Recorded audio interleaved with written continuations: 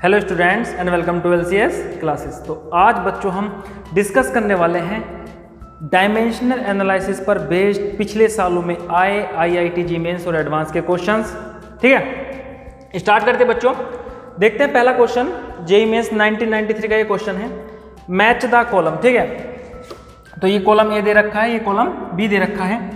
ए column में बच्चों हमें फिजिकल क्वांटिटीज दी हुई हैं और बी कॉलम में हमें कुछ डायमेंशंस दी हुई हैं और हमें यहाँ पर करेक्ट मैच करना है कि किस फिजिकल क्वांटिटी की डायमेंशन कौन सी है। ठीक है, चलिए स्टार्ट करते हैं बच्चों। तो हम इन सब की डायमेंशंस को एक करके कैलकुलेट कर लेते हैं। देखते हैं पहले एंगुलर मोमेंटम। एंगुलर मोमेंटम को बच्चों एल से डिनोट करते हैं, है ना। एंगुलर मोमेंटम को एल से डिनोट किया जाता है और एंगुलर मोमेंटम का फॉर्मूला क्या होता है, distance into linear momentum.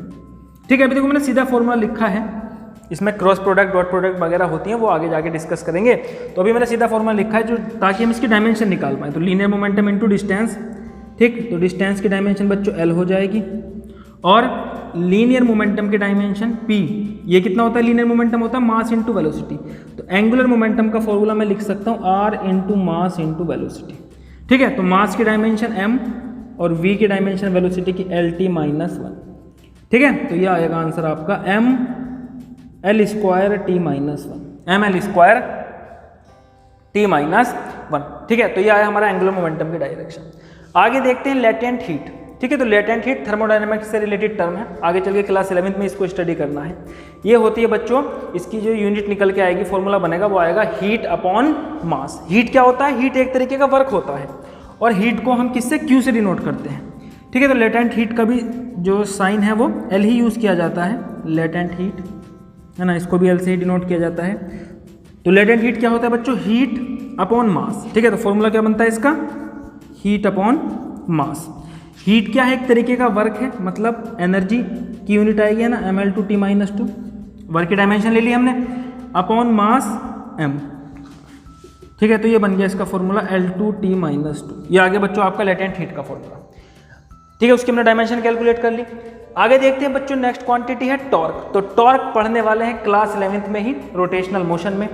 Torque होती क्या है, ठीक है, इसका सीधा सीधा फॉर्मूला भी मैं लिख रहा हूं। तो बच्चों टॉर्क होता है distance into force. Again cross product होती है बीच में, क्रॉस प्रोडक्ट बाद में डिस्कस करेंगे। अभी सिर्फ मैंने, है ना, ये फॉर्मूला लिखा है ताकि हम इसकी सिर्फ डायमेंशन कैलकुलेट कर सकें। ठीक, तो टॉर्क की डायमेंशन मुझे निकालनी है, डिस्टेंस इनटू फोर्स। फोर्स कितना, ML/T-2। भैया फोर्स की तो याद हो गई होगी, फोर्स, एनर्जी, है ना, प्रेशर, इनकी तो आप याद ही कर लो। ठीक है, तो मैक्सिमम फॉर्मूले में इनको हम यूज़ किया करेंगे मैक्सिमम डायमेंशंस कैलकुलेट करने में। ठीक, तो देखो m आ गया ही, ML²T-2। ठीक है, ये रहा। चलिए आगे बढ़ते हैं बच्चों। कैपेसिटेंस, इंडक्टेंस, रेजिस्टिविटी, तीनों की तीनों टर्म बच्चों पढ़ने वाले हैं क्लास 12th में। ठीक है, तो अभी सिर्फ फॉर्मूला देखें किस तरीके से इनकी डायमेंशन हम कैलकुलेट कर सकते हैं।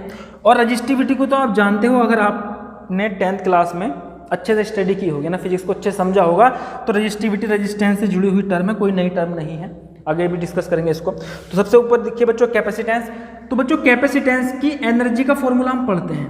कैपेसिटेंस की जो एनर्जी होती है उसका फॉर्मूला पढ़ते हैं हम, energy store in capacitor 1/2 Q²/C। याद रखना यहाँ पर Q क्या था बच्चों, यहाँ पर हमने लिखा नहीं है ना, ये रहा Q/M। यहाँ पर Q क्या था बच्चों, हीट था। यहाँ पर Q क्या है, चार्ज है। ठीक है, और एक रिलेशन आप याद रखेंगे, चार्ज क्या होता है, करंट इनटू टाइम, है ना। इसकी आपने डेफिनेशन पढ़ी हुई करंट की, charge flowing through any cross section per unit time. ठीक है, तो करंट क्या हो जाएगा, करंट हो जाएगा Q/T। तो कई बार बच्चों क्वेश्चन में करंट को बेसिक क्वांटिटी मानते हैं, कई बार क्वेश्चन में क्या मानते हैं, चार्ज को बेसिक क्वांटिटी मानते हैं। जैसे यहाँ पर बेसिक क्वांटिटी क्या, इन्होंने चार्ज को मान रखा है Q यहाँ पर चार्ज नोट कर रहा है ना, मैंने क्वेश्चन शॉर्टकट में लिखा हुआ है, तो Q ऊपर लिखा था, Q किसके लिए है, चार्ज के लिए आया है। मतलब हमें डायमेंशन चार्ज की फॉर्म में लिखनी है, करंट की फॉर्म में नहीं लिखनी। आई बात समझ में। चलिए, तो Q की फॉर्म में डायमेंशन लिखेंगे तो देखो C कितना आ जाएगा, C = ½ Q² पोटेंशियल। क्या है बच्चों, potential energy stored in capacitor, है ना, ये एनर्जी को डिनोट कर रहा है। तो C की डायमेंशन निकालनी है, चार्ज को Q ही लिखकर रहने देना है क्योंकि Q में ही आंसर देना है। तो ये हो जाएगा Q square upon energy mL2T-2। तो ये आ गया आपका फॉर्मूला, ये ऊपर जाके माइनस हो गया m-1 L-2 T plus 2 Q square m-1 L-2 T m-1 L-2 है ना T स्क्वायर क्यू स्क्वायर। ठीक है, आगे बढ़ते हैं बच्चों। इंडक्टेंस, इंडक्टेंस को भी हम L से ही डिनोट करते हैं। ठीक है, इंडक्टेंस बच्चों 12th क्लास में पढ़ेंगे हम इलेक्ट्रोमैग्नेटिज्म में। ठीक है, देखो L से हमने यहाँ पर इसी क्वेश्चन में 3 क्वांटिटी को डिनोट किया है। एंगुलर मोमेंटम, एंगुलर मोमेंटम क्या है? रोटेशनल मोशन से रिलेटेड क्वांटिटी मैकेनिक्स में पढ़ेंगे। लेटेंट हीट को भी L से डिनोट करते हैं, इसको हम थर्मोडायनेमिक्स में पढ़ेंगे। और इसी तरीके से हम L से डिनोट किसको करते हैं बच्चों? इंडक्टेंस को। ठीक है, इंडक्टेंस को। तो इंडक्टेंस L, पहले मैं फॉर्मूला बना लेता हूँ। इंडक्टेंस का बच्चों एनर्जी का फॉर्मूला होता है हाफ LI²। आई यहाँ पर करंट के लिए यूज़ किया गया है, हाफ LI² करंट के लिए यूज़ किया गया। L मुझे कैलकुलेट करना है, तो L कितना हो जाएगा? 2 मल्टीप्लाई में ले जाओ 2U/I²। ठीक है, तो L की डायमेंशन निकालनी है, इक्वल टू, नहीं 2 तो कॉन्स्टेंट हो गया, U क्या हो गया? एनर्जी, मतलब mL2T-2 अपॉन करंट का स्क्वायर। यहाँ पर करंट बेसिक क्वांटिटी नहीं है, यहाँ पर बेसिक क्वांटिटी क्या है? चार्ज। तो करंट को हम चार्ज की फॉर्म में लिखेंगे। तो देखो, अगर यहाँ से मैं करंट की डायमेंशन निकालूं तो कितनी आ जाएगी? Q टाइम का T ऊपर जाएगा T-1, तो QT-1 रखेंगे, तो QT-1 और इसका क्या हो जाएगा? स्क्वायर। ठीक है, तो यहाँ से हमारा L का फॉर्मूला आ जाएगा mL²T-2। एक स्टेप और बढ़ा लेता हूँ मैं, यहाँ पर स्क्वायर कर लो इनका, Q²T-2। तो ये आ गया बच्चों latent heat, sorry inductance mL²।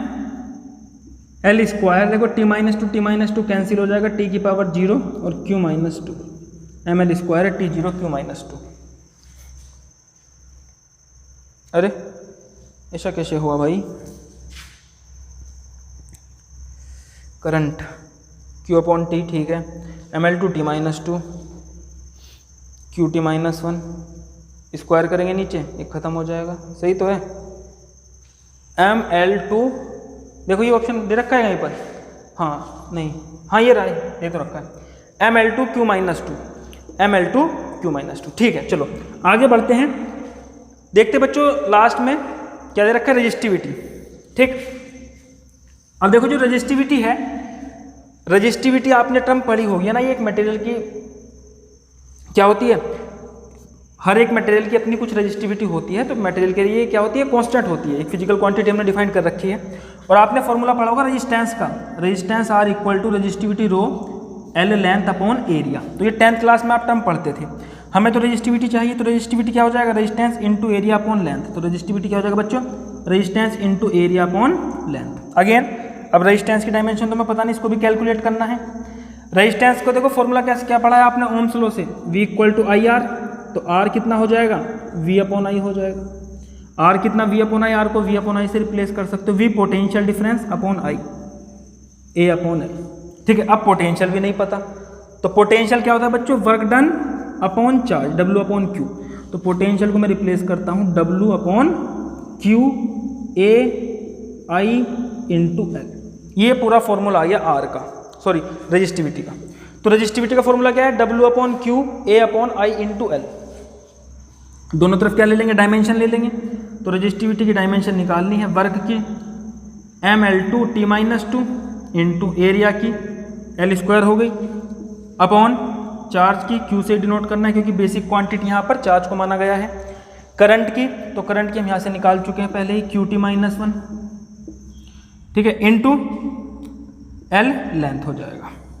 ठीक है, तो अब देख लो बच्चों, M देखो ये लेंथ ऊपर जाके माइनस में आएगी, है ना, इसकी पावर ऊपर जाके माइनस में हो जाएगी, तो एक पावर कम कर लेगी, या एक लेंथ से यहाँ पे स्क्वायर हटा दो आप, L³ L, ये आ जाएगा L की पावर 3, ये ऊपर जाके प्लस हो जाएगी, एक माइनस कम कर लो इसमें भी, -1 और Q-2 तो mL³ T-1 Q-2 mL³ T-1 Q-2। ठीक है, तो इनको मिला लेते हैं, मैच कर लेते हैं। तो एंगुलर मोमेंटम कितना है बच्चों निकल के? mL2T-1 ये आ गया हमारा एंगुलर मोमेंटम। ठीक है, लेटेंट हीट कितना आया? L2T-2। क्लियर है? टॉर्क कितना निकल के आया बच्चों? Torque mL2T-2, torque mL2T-2। ठीक है, आगे कैपेसिटेंस कितना निकल गया, m-1 L-2 T square Q square, m-1 L-2 T square Q square. Inductance कितना है बच्चों निकल के, तो इंडक्टेंस हमने निकाला था ml square T0 Q-2, ml square है ना, T नहीं है ये रहा Q-2, और लास्ट में बची रजिस्टिविटी ml³ T-1 Q-2। ठीक है, तो ये पहला क्वेश्चन था, नोट करिए इसको जल्दी, आगे बढ़ते हैं।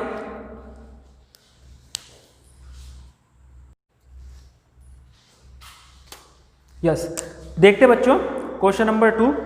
ठीक है, तो 1995 जेईई मेंस का क्वेश्चन है। क्या क्वेश्चन है, in the formula x equal to 3yz square x and z have dimension of capacitance and magnetic induction, ठीक है, रेस्पेक्टिवली।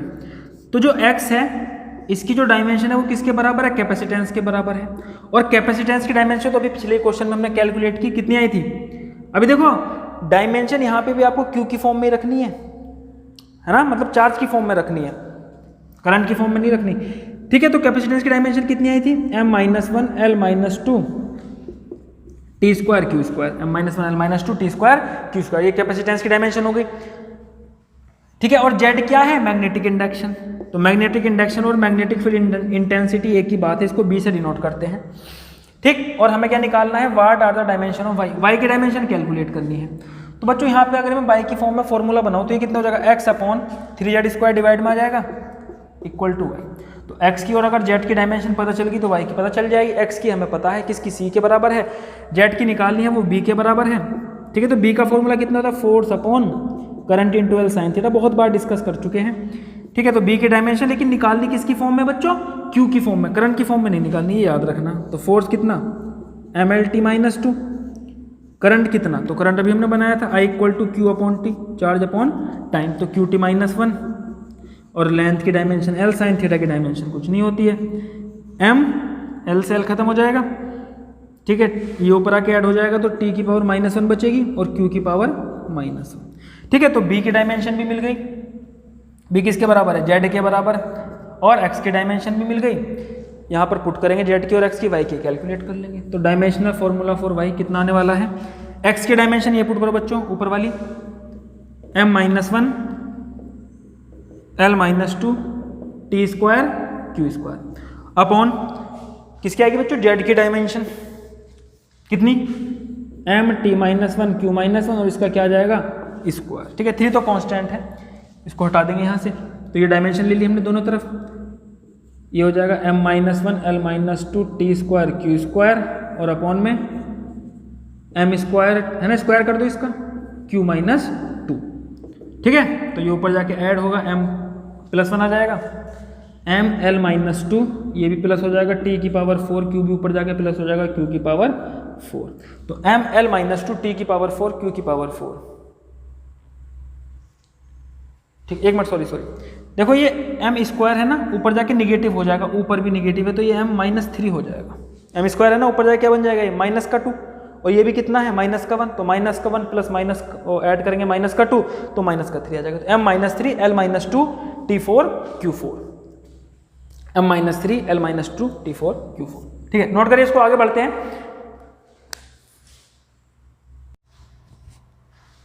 यस, तो बच्चों जेईई मेंस 1998 का क्वेश्चन है, क्वेश्चन नंबर 3। देखते हैं क्या कहता है question, let epsilon naught denotes the dimensional formula for the permeability of the vacuum and mu naught denote the dimensional formula for the permeability of vacuum। ठीक है, तो मैंने आपको पहले ही बता रखा था इलेक्ट्रिसिटी और ये क्या है, परमेबिलिटी, मैग्नेटिज्म से जुड़ी हुई एक टर्म है। ठीक है, अभी ये क्या है, इनके में डायमेंशनल फॉर्मूले दे रखे हैं, 4 ऑप्शन इसमें में दे रखे हैं ना, 2 परमेबिलिटी के लिए हैं, 2 परमिटिविटी के लिए हैं, और नीचे के 2 परमेबिलिटी के लिए हैं, मैग्नेटिक परमेबिलिटी के लिए। ठीक है, तो आपको सही ऑप्शन बताना है। तो अगर आप पिछली वीडियो में सोते नहीं रहे हो तो आपको पता चल गया होगा, क्योंकि इसको हमने कई बार कैलकुलेट किया है कि भैया परमेबिलिटी क्या, m-1 L-3 T4 A square, ए को यहाँ I से रिप्रेजेंट करें तो ये फॉर्मूला हो जाएगा, और परमेबिलिटी का फॉर्मूला क्या हो जाएगा, ml-2 A-2। ठीक है, तो परमिटिविटी का फॉर्मूला ये रहा, परमेबिलिटी का है, तो सीधा सीधा आप टिक लगा सकते हो। तो अगर आपको आता है तो वीडियो को आगे बढ़ाइए। ठीक है, तो मैं इसको करने जा रहा हूँ, अगर नहीं आता है तो देखिए इसको फिर। ठीक, अभी देखो परमिटिविटी जो टर्म है वो इलेक्ट्रिसिटी से रिलेटेड टर्म है, और हमारे पास एक फॉर्मूला हम 12th क्लास में पढ़ते हैं फोर्स का, दो चार्ज के बीच में लगने वाले फोर्स का, F equal to 1/4 pi epsilon naught Q1 Q2, ये क्या है, चार्जेस हैं, Q1 Q2 अपॉन डिस्टेंस का स्क्वायर। ठीक है, तो यहाँ पर ये परमिटिविटी आती है, परमिटिविटी ऑफ फ्री स्पेस, अगर वहाँ पर कोई स्पेस में कोई और मटेरियल मौजूद नहीं है ना चार्जेस के बीच में।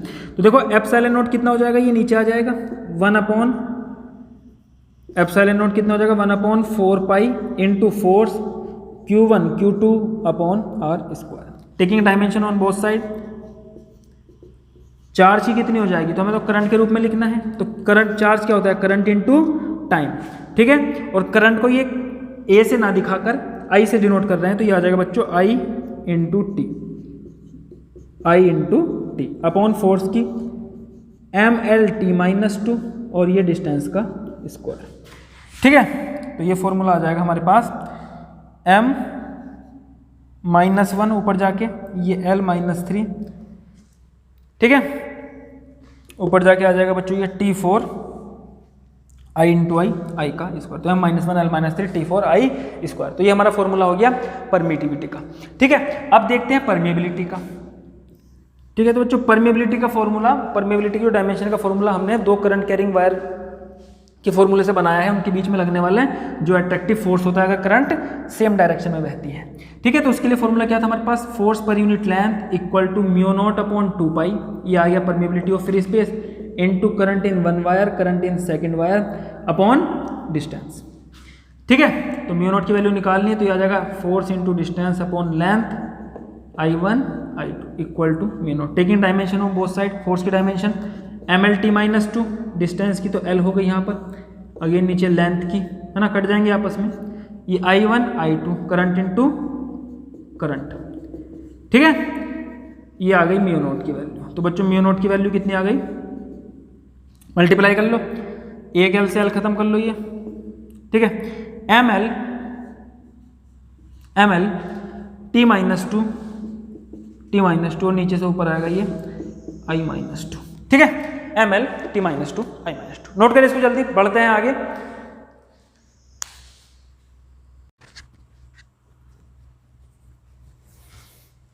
यस, देखते बच्चों क्वेश्चन नंबर 4। क्वेश्चन नंबर 4 हमारा 2001 जेईई मेंस में आ चुका है। क्या क्वेश्चन है, ए quantity x is given by epsilon not L del V upon del T. The dimension formula for x is the same as that of resistance, voltage, charge, current. ठीक है, तो देखो हमें यहाँ पर x का डायमेंशन फॉर्मूला कैलकुलेट करना है और बताना है इन चारों में से x का डायमेंशन फॉर्मूला किस क्वांटिटी के डायमेंशन फॉर्मूले से मैच करेगा। ठीक है, तो पहले देखते हैं x का डायमेंशन फॉर्मूला आता कितना है। तो x क्या है बच्चों, epsilon not L del V। अच्छा, याद रखना बच्चों क्वेश्चन में यहाँ पर डेल वी है, पोटेंशियल डिफरेंस दे रखा था, मैंने उसको नोट नहीं किया। एल लेंथ है, epsilon not permittivity of free space, और डेल टी क्या है, टाइम है।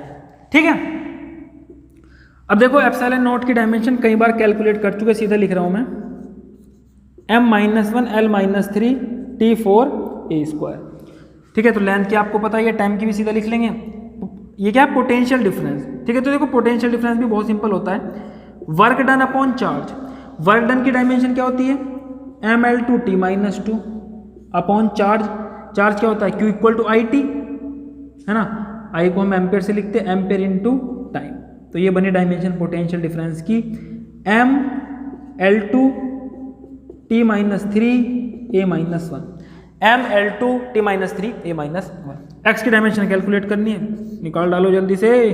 ठीक है, वीडियो को रोकिए और खुद करके देखिए, आसानी से कर पाओगे। एप्सिलॉन नॉट कितना हो गया, m-1 L-3 T4 A square, length की L हो जाएगी, पोटेंशियल डिफरेंस की mL स्क्वायर T-3 A-1, और अपॉन में आ जाएगा हमारा टाइम, दैट इज T। ठीक है, तो देखो कितना आता है, एक m से देखो, एक m-1 से m कैंसिल आउट हो जाएगा। कैंसिल आउट का मतलब क्या है, इनकी पावर 0 हो जाएगी, 1 आ जाएगा, जैसे m की पावर -1 + 1। इसी तरीके से देखो t स्क्वायर, 2 1 यहाँ पर है पावर, 1 यहाँ पर, 2 1 कितना 3 और -3, ये तीनों आपस में कैंसिल आउट हो जाएगी। ठीक, कैंसिल आउट से मेरा मतलब क्या है, इनकी पावर 0 आ जाएगी, यहाँ पर 1 आ जाएगा सिर्फ। ठीक, किसी की पावर 0 तो क्या बच जाएगा, 1 बच जाएगा उसकी जगह पर। इसी तरीके से T4 है, T-3 ये रहा, एक नीचे से आएगा ऊपर, तो ये तीनों भी आपस में कैंसिल आउट हो जाएंगे। ठीक है, और देखो एम्पेयर का स्क्वायर एम्पेयर की पावर -1, तो एक ए बच जाएगा। ठीक है, तो ये क्या बन गया बच्चों, ये तो करंट की डायमेंशन हो गई ना, करंट की डायमेंशन हो गई। आई बात समझ में, बहुत सिंपल क्वेश्चन था ना। चलिए देखते हैं बच्चों next question, question number 5 JEE mains 2004 का क्वेश्चन है, और मैंने लास्ट ईयर के क्वेश्चन में से काफी बढ़िया बढ़िया क्वेश्चन छांट के निकाले हैं ये, है ना। देखेंगे आगे question number 5, in the relation P = α/β, ठीक है, इनटू E यूलर कांस्टेंट, ठीक है, E की पावर, ये क्या एक्सपोनेंशियल फंक्शन बन जाएगा पूरा, E की पावर -αz/k इंटू थीटा। यहां पर बच्चों P प्रेशर है, Z डिस्टेंस है, K बोल्ट्जमैन कांस्टेंट है, और थीटा क्या है यहाँ पर, टेम्परेचर है। और हमें क्या निकालनी है, हमें बीटा का डायमेंशन फॉर्मूला बनाना है, तो कुछ अपनी नॉलेज का यहाँ यूज करेंगे। हम जानते हैं बच्चों E की पावर में जो भी टर्म्स होती हैं ये हमेशा डायमेंशन लेस होती है। क्या होती है ये, डायमेंशन लेस होती है, तो इसका हम यहाँ पर यूज करेंगे। E की पावर में क्या टर्म है, αz/k थीटा, ठीक है, माइनस को लिखो मत लिखो, में तो डायमेंशन से मतलब है, तो αz/k थीटा क्या हो जाएगी, इसकी पूरी की जो डायमेंशन होगी ये डायमेंशन लेस क्वांटिटी आनी चाहिए, मतलब m0 L0 T0, इस तरह की कोई क्वांटिटी आनी चाहिए जिसकी कोई डायमेंशन ना हो, है ना। करंट में भी 0, टेम्परेचर में भी आगे 0। अल्फा की डायमेंशन हमें कैलकुलेट अगर करनी होगी, ठीक है, देखो हमें तो वैसे बीटा कैलकुलेट करना है, लेकिन बीटा प्रेशर क्या है, α/β की डायमेंशन के बराबर आएगा, क्योंकि इस पूरी टर्म की तो कोई डायमेंशन नहीं होती, तो मुझे बीटा की डायमेंशन निकालने के लिए अल्फा की तो पहले पता करनी पड़ेगी, तो वही काम हम कर रहे हैं यहाँ पर। ठीक है, तो अल्फा की डायमेंशन क्या हो जाएगी बच्चों, के थीटा ऊपर पहुंच जाएगा कि भैया के की डायमेंशन इंटू थीटा की डायमेंशन अपॉन जेड की डायमेंशन। ठीक है, अब ध्यान से सुनो मेरी बात, पहले फॉर्मूला बीटा के लिए बना लें। अब देखो प्रिंसिपल ऑफ होमोजीनिटी क्या कहता है भाई, प्रिंसिपल ऑफ होमोजीनिटी कहता है सभी टर्म की डायमेंशन सेम होनी चाहिए, मतलब प्रेशर की डायमेंशन और इस टर्म की डायमेंशन सेम होनी चाहिए। तो प्रेशर की dimension must be equal to इस टर्म की डायमेंशन, तो देखो इसकी तो कोई डायमेंशन नहीं होगी एक्सपोनेंशियल फंक्शन की, α/β की डायमेंशन होगी, तो ये फॉर्मूला आ जाएगा अल्फा की डायमेंशन अपॉन बीटा की डायमेंशन। बीटा की कैलकुलेट करनी है, मल्टी इधर ले जाओ, तो beta equal to dimension of alpha upon pressure की डायमेंशन, और अल्फा की डायमेंशन यहाँ से पुट कर लो। ठीक है, तो बच्चों बीटा की डायमेंशन कितनी आ गई, अल्फा कितना है, k into theta upon Z into pressure. अब बात आती है बोल्ट्जमैन कांस्टेंट की, के बी से भी इसको कई बार डिनोट करते हैं।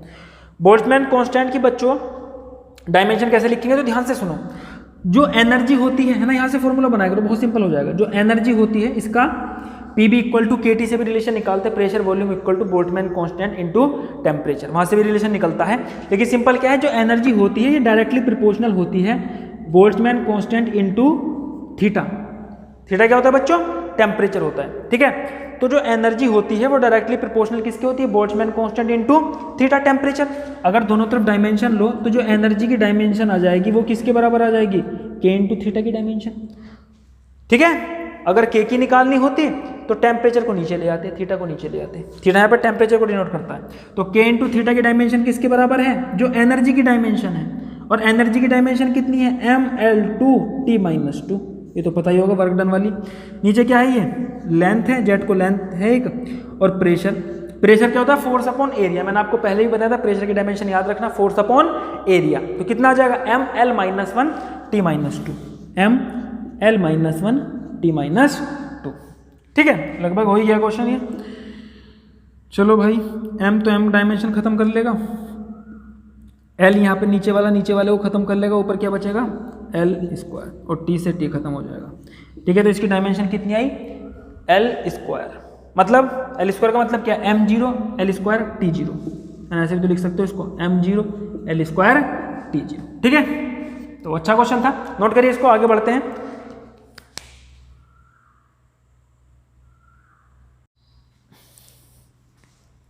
यस, देखते बच्चों क्वेश्चन नंबर 6 जो आ चुका है हमारा जेईई मेंस 2013 में। क्या क्वेश्चन है देखेंगे ध्यान से।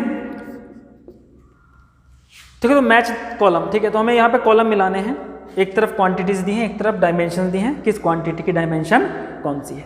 ठीक है, तो देखो सभी क्वांटिटीज की डायमेंशन निकालेंगे एक एक करके हम। पहले है बोल्ट्जमैन कांस्टेंट। बोल्ट्जमैन कांस्टेंट को बच्चों डिनोट करते हैं के से। ठीक है, बोल्ट्जमैन कांस्टेंट को के से हम डिनोट करते हैं, और मैंने आपको भी बताया था इसकी जो डायमेंशन बनती है वो किसकी बनती है बच्चों, एनर्जी अपॉन टेम्परेचर, ठीक है। एनर्जी mL2T-2 वर्क डन वाली अपॉन टेम्परेचर के केल्विन, ठीक है। तो ये आ जाएगी mL2T-2 K-1। क्लियर है यहाँ तक? आगे बढ़ते हैं। कोफिशिएंट ऑफ विस्कोसिटी बहुत बार कर चुके हैं लास्ट वीडियो में इस क्वेश्चन को, mL-1 T-1, ठीक है। फिर भी चलो कैलकुलेट कर लेते हैं, देख लीजिए। तो फॉर्मूला होता है बच्चों फोर्स का, कोफिशिएंट ऑफ विस्कोसिटी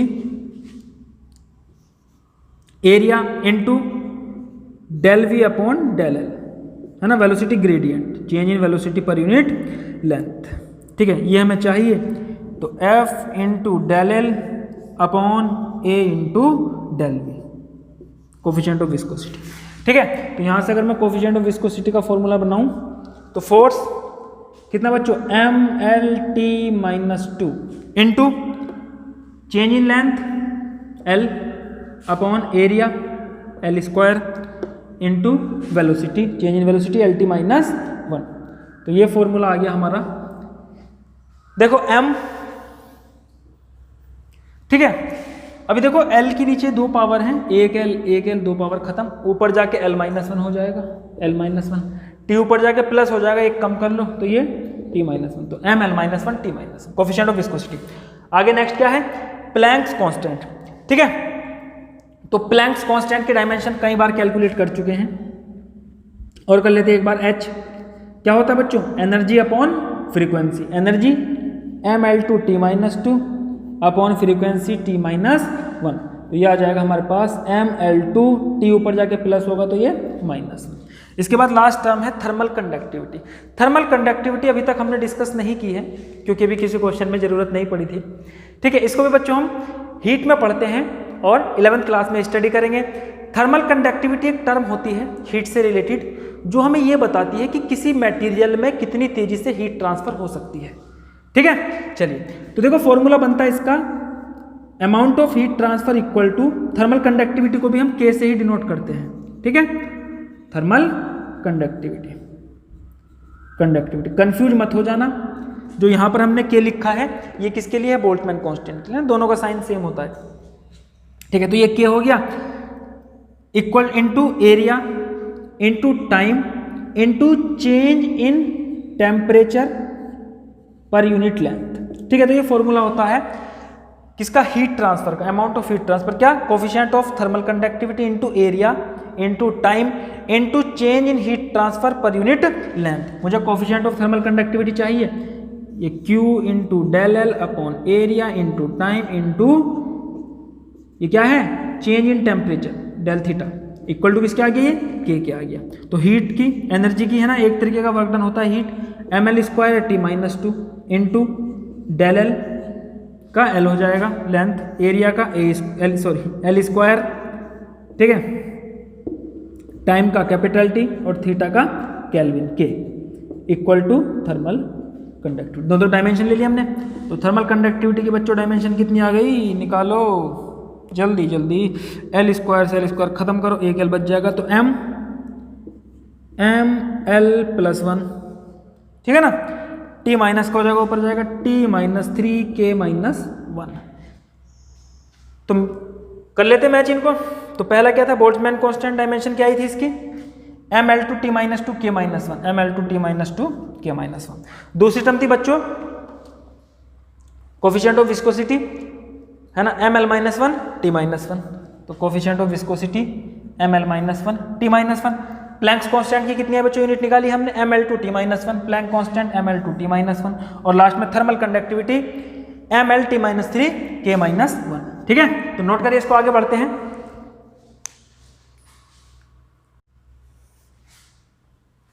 यस, देखते बच्चों क्वेश्चन नंबर 7। तो क्वेश्चन नंबर 7 2014 IIT एडवांस का क्वेश्चन है ये। देखें क्या क्वेश्चन है बच्चों, to find the distance d over which a signal can be seen clearly in foggy condition, ठीक है। तो मान लेते बच्चों एक सिग्नल हमें दिया हुआ है, ठीक है, ये सिग्नल्स की लाइट्स हैं। अब देखो यहां से इस सिग्नल से कितनी दूरी तक सिग्नल अच्छी तरीके से देखा जा सकता है, तो ये डिस्टेंस मान लेते कितनी है, d है, ठीक है। तो d डिस्टेंस तक क्या है, ये सिग्नल्स अच्छे से दिख सकता है, इससे ज़्यादा दूरी होगी क्योंकि बीच में क्या है, फोगी कंडीशन मतलब कोहरा आ रहा है बीच में, ठीक है। अगर बीच में कोहरा आ रहा है तो बहुत दूर से आप देखोगे लाइट की इंटेंसिटी इतनी ज़्यादा कम हो जाएगी कि आपको सिग्नल दिखाई नहीं देने वाला। A railway engineer uses on the mass density, तो एक रेलवे इंजीनियर ही डिस्टेंस निकाली कि कितनी डिस्टेंस तक सिग्नल को अच्छे से देखा जा सकता है फोगी कंडीशन में, ठीक है। और वो जो डिस्टेंस उसने निकाली उसमें उसने 3 चीज़ों का प्रयोग किया। क्या? एक तो उसने मास डेंसिटी ऑफ फॉग, कि जो फॉग है उसकी मास डेंसिटी कितनी है, पर यूनिट वॉल्यूम में कितना मास होता है, ठीक है, तो मास डेंसिटी का उसने यूज़ किया।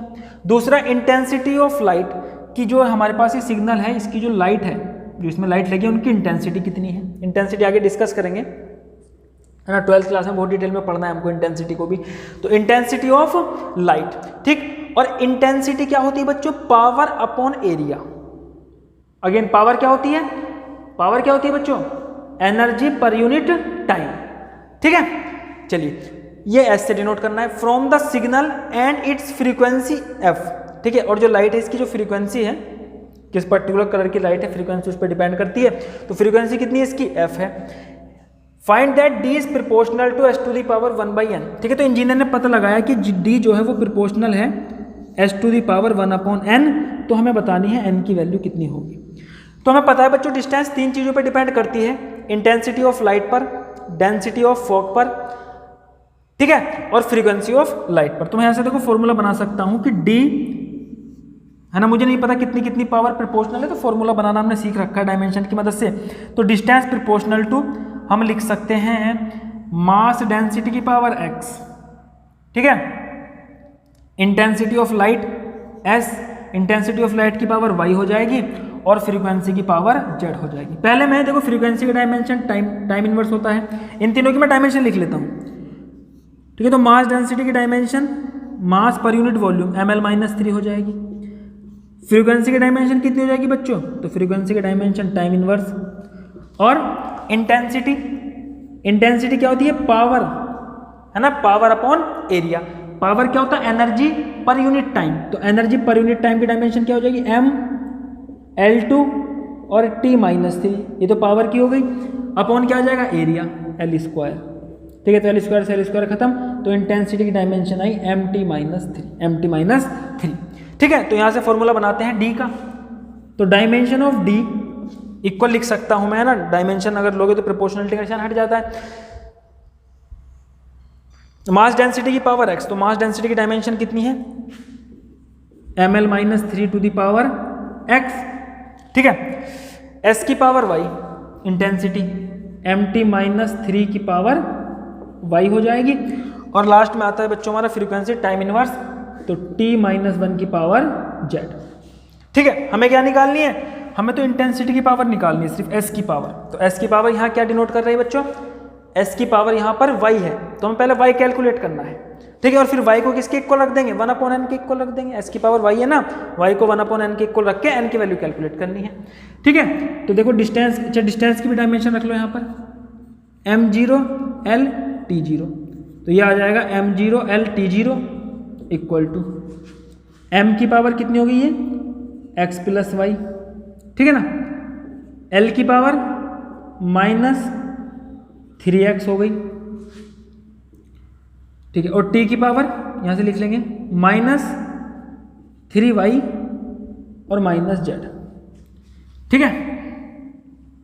तो कंपेयर कर लो इसको, m की पावर 0, m की पावर x प्लस वाई, तो 0 equal to x plus y, L की पावर 1 -3x, तो 1 इक्वल टू -3x। इसी तरीके से, और ये t की पावर इधर कितनी है? 0, तो 0 इक्वल टू -3y -z, ठीक है। याद रखना हमारा मोटिव क्या है, हमको तो भैया s की पावर कैलकुलेट करनी है, y की वैल्यू निकालनी है, ठीक है। तो y की वैल्यू निकालने के लिए पहले x की यहाँ से कैलकुलेट कर लो, x इक्वल टू -1/3, यहाँ पुट करो, 0 equal to -1/3 equal to y, sorry plus y, तो y कितना आ गया? 1/3, ठीक है। तो s की पावर y था, मतलब जो d है वो प्रोपोर्शनल किसके हैं? s की पावर y के हैं, ठीक है। इनके भी है, लेकिन साथ में प्रोपोर्शनल s की पावर y के भी तो है, ठीक। और क्वेश्चन में हमें क्या दे रखा था, जो इंजीनियर ने रिलेशन निकाला था s की पावर 1/n। तो यहाँ से अगर मैं कंपेयर करूँ तो y को मैं इक्वल रख सकता हूँ 1/n के, y कितना है? 1/3 इक्वल टू 1/n, और बच्चों n की वैल्यू आ जाएगी 3, ठीक है। नोट करिए इसको, आगे बढ़ते हैं।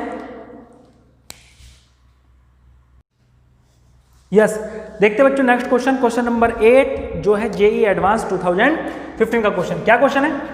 Planks constant h, speed of light c, gravitational constant g are used to form a unit of length and a unit of mass. मतलब h, c एंड g का यूज हमने क्या किया? यूनिट ऑफ लेंथ को बनाने में and unit of मास को बनाने में। Then the correct option is r। तो इनमें से क्या ऑप्शन करेक्ट हो सकते हैं?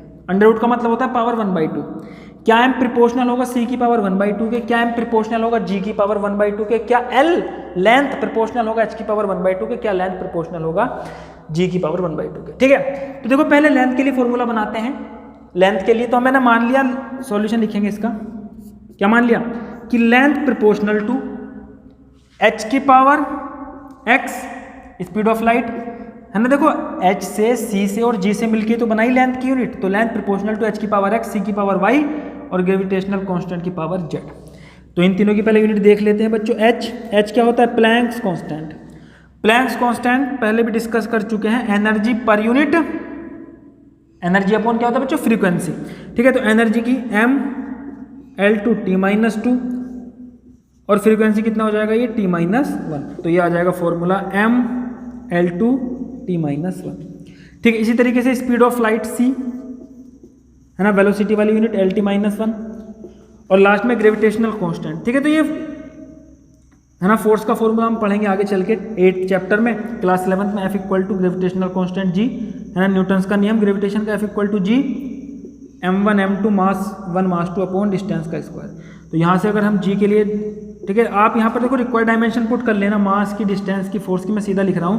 तो g के लिए जो डायमेंशनल फॉर्मूला आने वाला है वो आने वाला बच्चों m-1, यहाँ से आ जाएगा L3 T-2, m-1 L3 T-2, ये g का फॉर्मूला आएगा। ठीक है, तो यूज करते हैं यहाँ पर, इनको इक्वेट करते हैं, दोनों तरफ डायमेंशन लेते हैं।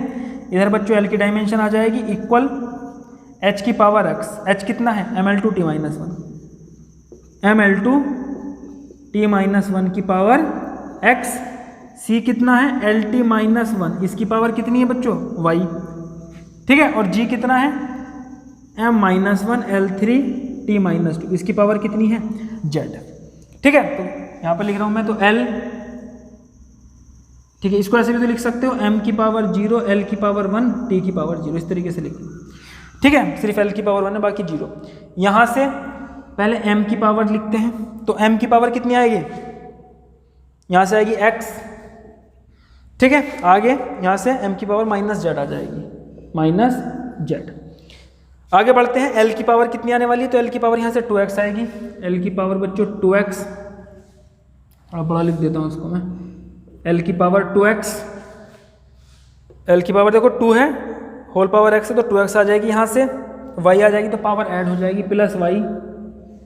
ठीक है, और यहाँ से आएगी प्लस 3z, क्लियर यहाँ तक?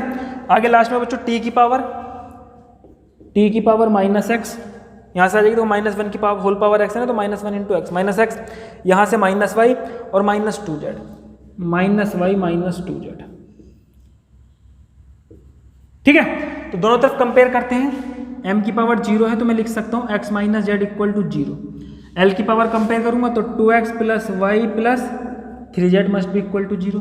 इसी तरीके से t की पावर कंपेयर करूंगा, ठीक है, तो t की पावर में कितना हो जाएगा? ये -x -y -2z, इधर कितनी है? t की पावर 0 है। एक मिनट, l की पावर 1 है, l की पावर 1 है। ठीक है, तो यहां से लिख सकते हो आप x equal to z, x की वैल्यू किसके इक्वल आ गई? z के इक्वल आ गई। ठीक, x इक्वल टू z यहाँ पर पुट करोगे, z की जगह पर क्या पुट कर लो? x पुट कर लो, तो ये हो जाएगा 2x plus Y plus z की जगह पर x पुट कर लो, 3x इक्वल टू 1, तो 3 2 5x plus y equal to 1। एक रिलेशन ये निकाला, यहाँ पर भी z की जगह पर x पुट कर लो। ठीक है, -x - y - 2x equal to 0। और क्या करो, देखो यहाँ पर माइनस से दोनों तरफ मल्टीप्लाई कर लो इक्वेशन के, तो ये सब क्या हो जाएंगे? प्लस हो जाएंगे। तो ये हो जाएगा plus x plus Y plus 2x equal to 0 के माइनस से ये तो 0 ही रहेगा। ठीक है, तो 2 और 1 3x plus y equal to 0। ठीक है, तो इनको ऊपर नीचे रख के सॉल्व करो। क्या है ऊपर वाली equation? 5x plus y equal to 1 और नीचे 3x plus y equal to 0।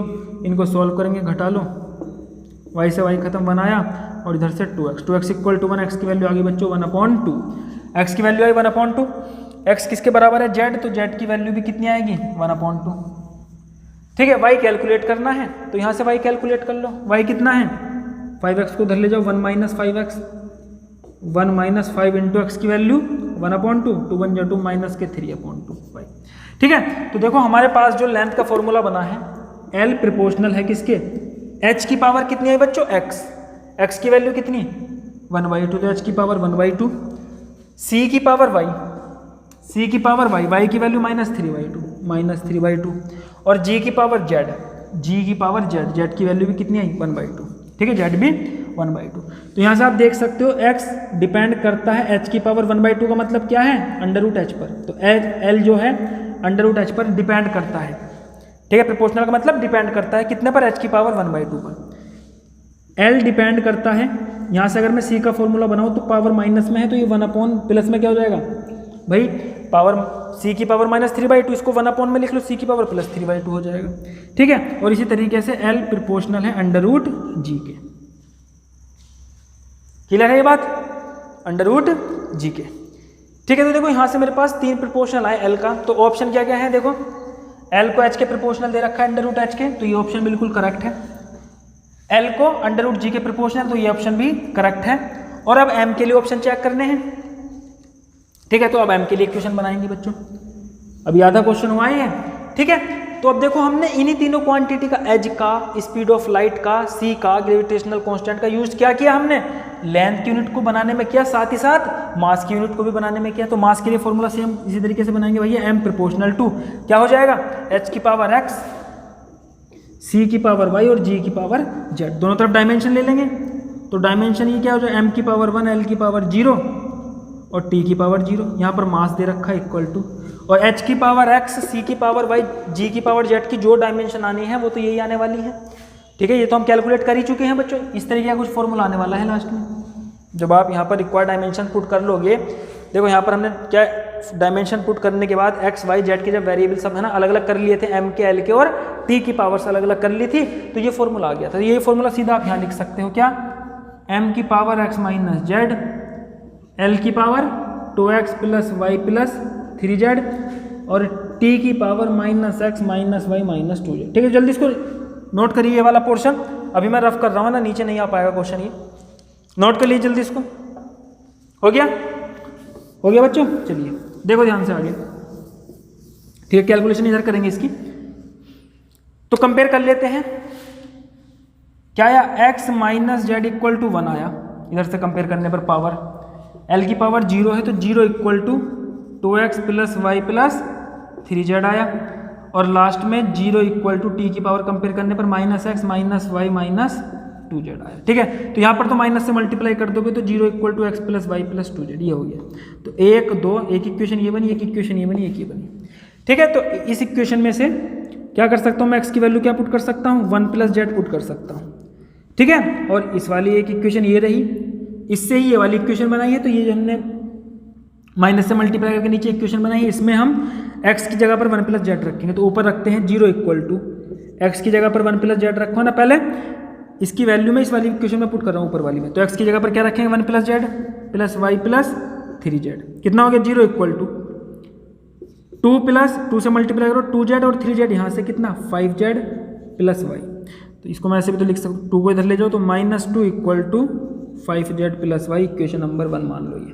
ठीक है, अब x की वैल्यू इस वाली इक्वेशन में पुट करेंगे 1 प्लस जेड, तो ये आ जाएगा 0 इक्वल टू x की जगह पर क्या पुट करो 1 plus Z plus Y plus 2z, 1 को इधर ले जाओ -1 इक्वल टू 2 और 1 3z plus Y, equation number 2।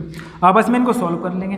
ठीक है, आपस में घटा लेंगे तो देखो एक इक्वेशन क्या आई, एक इक्वेशन आई हमारे पास -2 इक्वल टू 5z, ये वाली लिख रहा हूँ मैं, प्लस वाई, और नीचे आ जाएगी -1 equal to 3z plus Y. Subtract कर लो, आपस में साइन चेंज हो जाएंगे, तो ये प्लस हो जाएगा, ये माइनस घटा लो। ठीक है, y से y कैंसिल हो गया, -2 -1 बच्चों, ये माइनस का 1 बचा। ठीक है, -2 से इसको ऐड करेंगे, माइनस का 1 बचा। 5 - 3 कितना बचा 2z बचा। तो यहाँ से हमारे पास बच्चों z की वैल्यू आ गई -1/2। z की वैल्यू कितनी आई? -1/2। अब क्या निकालो? x की निकालो। तो x इक्वल टू 1 -1/2 ऐड करेंगे तो 2 1 2 -1 1/2। तो x की वैल्यू कितनी आई? 1/2। ठीक है, और किसकी वैल्यू रह गई? y की वैल्यू और रह गई है। ठीक है, तो यहाँ पर भी नोट कर लीजिए, ऊपर रफ कर रहा हूँ बच्चों में, नोट कर लीजिए इसको, वीडियो को पॉज करके। ठीक है, रफ कर रहा हूँ इसको मैं।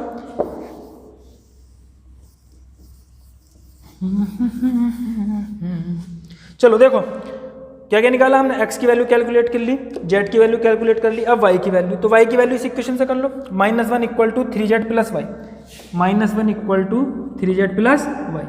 तो y कितना हो जाएगा? -1 माइनस 3z। तो -1 इधर जाके माइनस हो जाएगा ना, -3z -3, और z कितना है? -1/2। तो ये आ जाएगा -1 प्लस 3/2। तो y आ गया बच्चों 2 1 2 -2 प्लस 3/2, तो 1/2। तो y की वैल्यू भी कितनी आई? 1/2। ठीक है, तो अब मैं इसका फॉर्मूला लिख रहा हूँ मास का, m प्रोपोर्शनल टू h की पावर x, h की पावर x कितना है? 1/2। ठीक है, c की पावर y, c की पावर कितनी है? y की वैल्यू 1/2 दे रखी है। ठीक है, और ये हो जाएगा आपका g की पावर z, g की पावर z कहाँ है? ये रहा -1/2। ठीक है, तो देख लें कौन सा ऑप्शन मैच कर रहा है। तो ऑप्शन क्या है? m प्रोपोर्शनल टू g की पावर, अंडर रूट का मतलब होता है 1/2। तो देखो m प्रोपोर्शनल टू g की पावर -1/2 है, ऑप्शन में क्या 1/2, तो ये करेक्ट नहीं होगा। और m प्रोपोर्शनल टू c की पावर 1/2, तो m प्रोपोर्शनल टू c की पावर 1/2, ये ऑप्शन करेक्ट हो जाएगा। आई बात समझ में? चलिए नोट करिए इसको बच्चों, आगे बढ़ते हैं। ठीक है, तो देखो 3 ऑप्शन करेक्ट होंगे यहां पर। यस, देखते बच्चों question number 9। Question number 9 2016 advance का क्वेश्चन है। क्या क्वेश्चन है? The length L depends on permittivity, Boltzmann constant, temperature, number per unit volume, charge carried by each of particle, ना charge each of particle, which of the following expression for L is are dimensionally correct. तो यहाँ पर देखो 4 option दे रखे हैं, तो L के लिए कौन सा ऑप्शन करेक्ट है? तो इजार का मतलब एक या एक से अधिक ऑप्शन करेक्ट हो सकता है। अभी देखो जो लेंथ डिपेंड कर रही है बच्चों, लेंथ यहाँ पर 5 क्वांटिटी पर डिपेंड कर रही है। ठीक है, तो आप इस तरीके के क्वेश्चन में ऐसे नहीं कर सकते जैसे हम अभी तक क्वेश्चन करते आ रहे हैं। ठीक है, वो मेथड सिर्फ 3 क्वांटिटीज के लिए होता है, जिसमें हम क्या लिख देते थे कि भैया L प्रोपोर्शनल टू क्या कर सकते थे? एप्सिलॉन नॉट की पावर P मान लेते थे, है ना। बोल्ट्जमैन कांस्टेंट की पावर Q मान लो, इसी तरीके से टेम्परेचर की मान PQ R मान लो। ठीक है, N की पावर S मान लो, और चार्ज Q की पावर T मान लो। ठीक है, अब यहाँ पर कैसे सॉल्व करोगे इसको? जनरली जो आपके पास टर्म आती है तो वो किससे लिखते हो? m0 L1 T0 से लिखोगे, और इक्वल टू में आप देखोगे आपके पास क्या आ रही है? 5 है ना, पावर 5 आने वाली है, मतलब P Q R S T। Variable कितने आने वाले हैं? 5 वेरिएबल आने वाले हैं, और इक्वेशन यहाँ से कितनी बना सकते हो आप? 3 बना सकते हो। ठीक है, और देखो अगर क्वांटिटी यहाँ पर आप देख सकते हो, जैसे बोल्ट्जमैन कांस्टेंट आ गया, तो बोल्ट्जमैन कांस्टेंट में हमें टेम्परेचर भी आ जाता है, तो केल्विन की पावर 0 लिख सकते हो इस तरीके से। तो 4 इक्वेशन है ना, 4 पावर कितनी है यहाँ पर? 4 है, तो 4 इक्वेशन बन सकती है। फिर भी वेरिएबल कितने हैं? 5 हैं, और 5 वेरिएबल की अगर इक्वेशन बन भी गई तो उनको सॉल्व कैसे करोगे 5 इक्वेशन को आपस में? आई बात समझ में? ठीक है, तो ये जो हम मेथड यूज करते हैं बच्चों, ये सिर्फ 3 क्वांटिटीज के लिए है। अगर ये भी सिर्फ लेंथ 3 क्वांटिटीज पे डिपेंड होती तो इस तरीके से इक्वेशन बना के सॉल्व कर सकते थे। ठीक है, तो अब हम क्या करें? अब तो हमारी लेंथ 5 क्वांटिटी पे डिपेंड कर रही है, और क्वेश्चन तो हमें करना ही है। तो उस केस में बच्चों हम क्या करते हैं?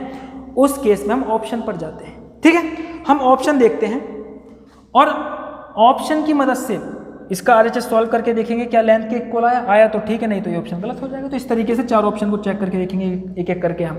ठीक है, तब जाके आंसर निकलेगा।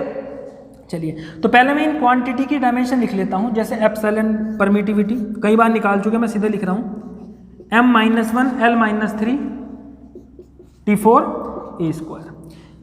ठीक है, आगे Boltzmann constant KB। Boltzmann constant क्या होता है बच्चे? इसकी यूनिट किसकी बनती है? एनर्जी अपॉन टेम्परेचर की। तो mL² T-2 K-1। ठीक है, आगे देखो इसके बाद बोल्ट्जमैन कांस्टेंट के बाद टेम्परेचर क्या बनेगी इसकी? तो केल्विन बन जाएगी। ठीक है। उसके बाद एन क्या है, number per unit volume, number की यूनिट नहीं होती, अपोन में वॉल्यूम आ रहा तो अपोन में एल क्यूब ऊपर आके L-3 हो जाएगा, number per unit volume.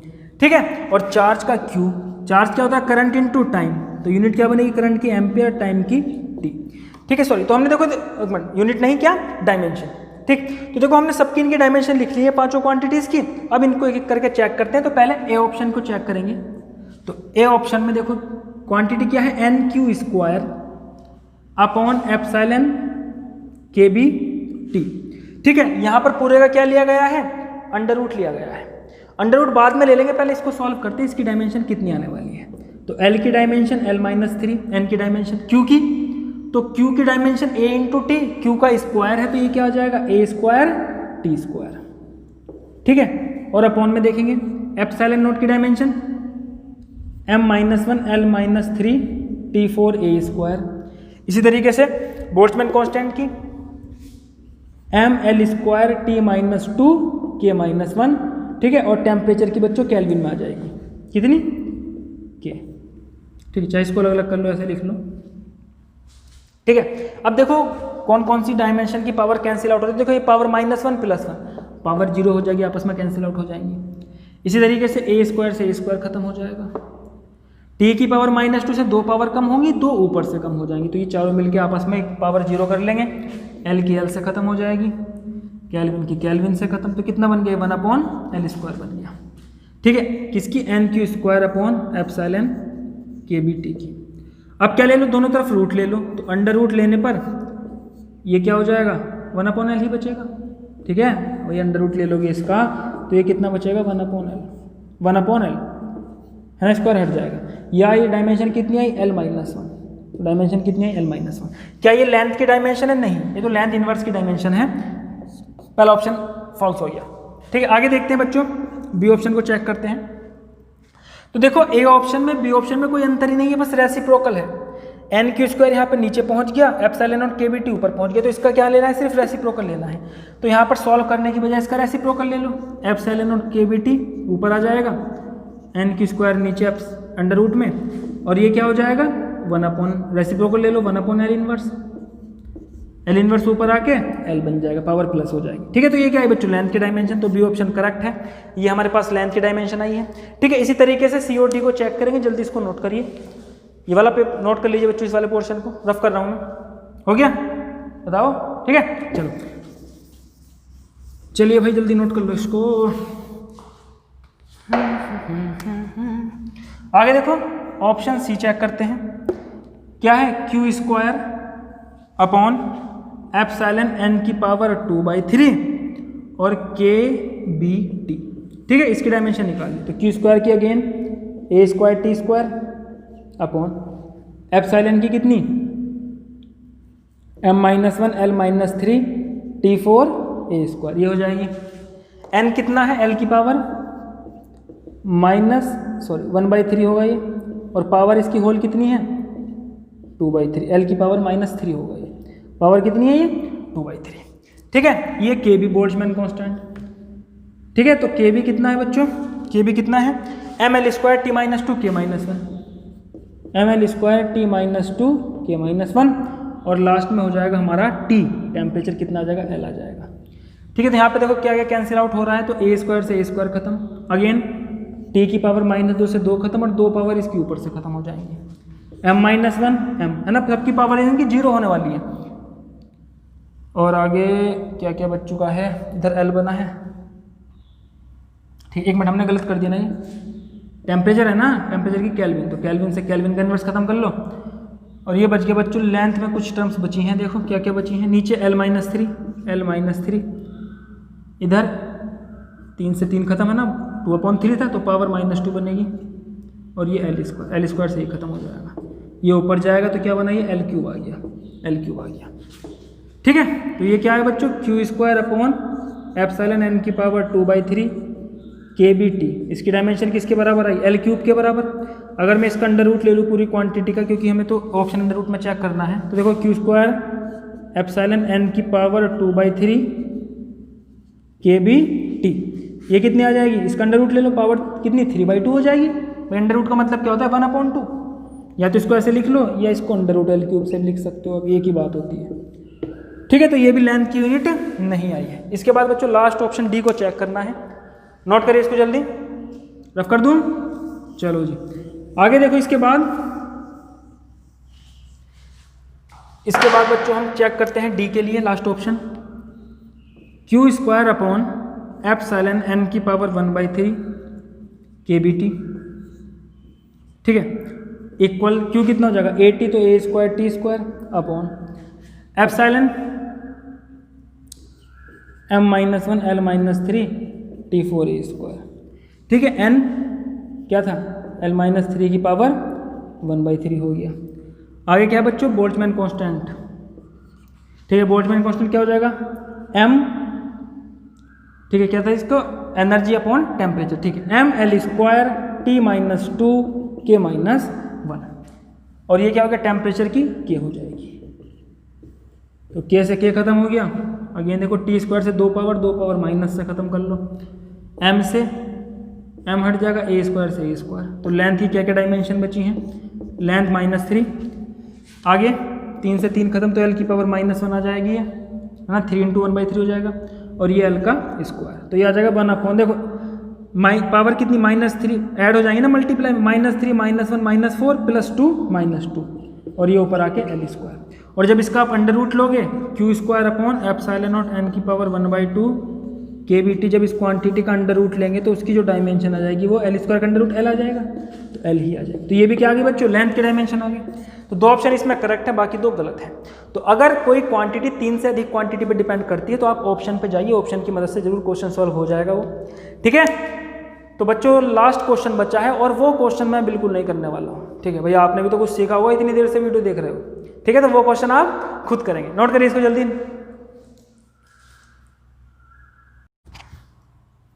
Yes, देखते बच्चों क्वेश्चन नंबर 10 जो आपको खुद करना है, खुद से करना है। ठीक है, क्या है क्वेश्चन नंबर 10, 2015 एडवांस का क्वेश्चन है। In term of potential difference V, electric current I, permittivity epsilon not, permeability mu naught and speed of light C, the dimensionally correct equation is R। आपको ये 4 इक्वेशन दे रखी हैं।